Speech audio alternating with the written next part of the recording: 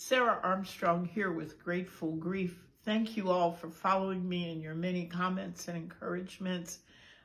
It truly touched me, and it made me feel really good, and I appreciate it. I wanted to share a little bit of my own personal grief stories with you. My first husband died when my children were very small. They were 5 and 7 years old. And we had only come back to this country after living abroad for a long time from a dangerous situation. And we were just trying to get adjusted. We were living with my parents, and he went out one night and just never came back. He was in a terrible car accident and died instantly. So all of a sudden, my world, which was already a little topsy-turvy, was turned completely upside down. I had to tell my children that they lost their father. I had to call and tell his family that they were gone. And it was just, everything felt like it fell on my shoulders. For the people around me, they were very kind, and they were trying their best to help.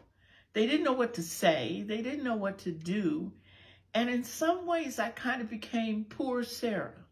Poor Sarah lost her husband. Poor Sarah lost the father of her children. But they kept looking at me, and I felt like I had to keep it all together.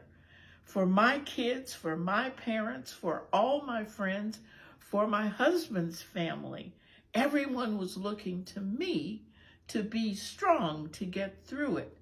And I never really found a place where I could go and just weep and just cry and just grieve and let the pain and the anger out. Sometimes quietly in private I did it, but I stuffed it. And that was exactly the wrong thing to do, because I stuffed it and I kept it. And years later in my life, it popped up, that anger and grief, in a way that I never expected. So when you have a sudden loss in your life, it's on you. You're grieving before you have time to prepare for it. But you've got to find that place to let the anger and resentment out. You have to find a way to let your emotions flow.